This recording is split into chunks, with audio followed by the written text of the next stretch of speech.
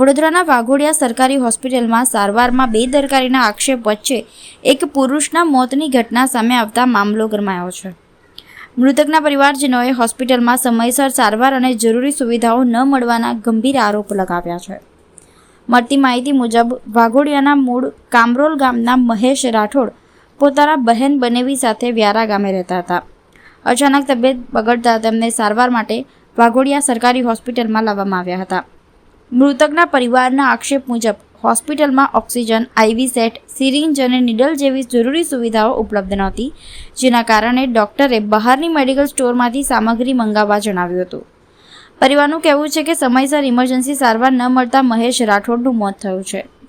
ઘટનાની જાણ થતાં વાઘોડિયા કોંગ્રેસના આગેવાનો અને કાર્યકરો પણ હોસ્પિટલ ખાતે પહોંચ્યા હતા અને હોસ્પિટલ તંત્ર સામે કાર્યવાહી કરવાની માંગ ઉઠી છે। મામલો હવે પોલીસ સ્ટેશન સુધી પહોંચ્યો છે। તો બીજી તરફ મેડિકલ ઓફિસર અમીન કોટડિયાના જણાવ્યા અનુસાર દર્દીને શ્વાસ લેવામાં તકલીફ અને સુગર લેવલની સમસ્યા હતી।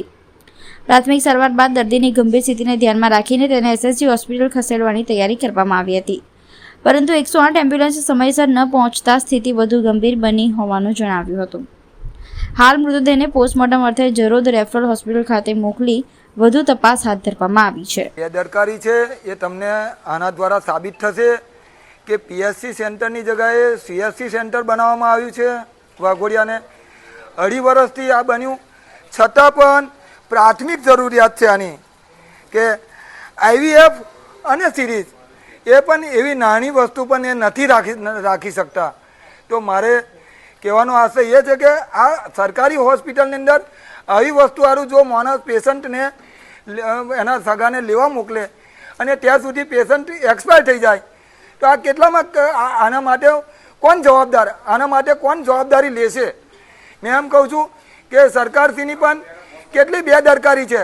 અહીં જ્યારે ડૉક્ટરને રજૂઆત કરવામાં આવી તો ડૉક્ટર એવું કહે છે કે મારા નવું બિલ્ડિંગ બને છે, હા કે ત્યાર પછી આ થશે, તો બિલ્ડિંગ તો હજુ 1 વર્ષ 1.5 વર્ષ પછી તૈયાર થશે, તો શું ત્યાં સુધી આ બધા અહીં ગાડી કેટલા પેશન્ટો આવશે ને એ પેશન્ટો એક્સપાયર થશે, એની કોણ જવાબદારી? મારા ભાઈને મેં 2 દાડા મહેમાનગીરી તેલ લાવી હતી, પણ રાત્રે એને હોફનો વધારે ઉપયોગ થયો તો મેં સવારમાં દવાખાને લાવી, પણ અમે ખાનગીનમાં લઈ ગયા હતા તો એ સર નહોતા આવ્યા તો અમે સરકારીમાં લાવ્યા, તો સરકારીમાં તો સહેજ જ વારને મારા ભાઈને એક બોટલ પણ નહીં ચડ્યો, એટલામાં તો મારો ભાઈ એ થઈ ગયો।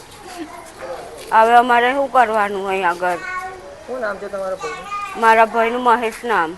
એટલે પેશન્ટ ઘણા ટાઈમથી દારૂ પીતો હતો, એને આલ્કોહોલિક હતું અને તપાસ કરવા જોતાં મને ખબર પડી કે લીવરનો ભાગ છે એનો પેટમાં સોજો થઈ ગયો છે, મોટું થઈ ગયું છે અને લીવર પણ ખૂબ વધી ગયું છે અને પેશન્ટે પહેલાં ક્યારેય બતાવેલું નહોતું અથવા તો જે જરૂરી સોનોગ્રાફી કે એવું પેટના રિપોર્ટ છે, એન્ડોસ્કોપી કે એવું કરાવેલું નહોતું અને પેશન્ટ લગભગ આમ છેલ્લી ઘડીએ જ આવ્યું હતું।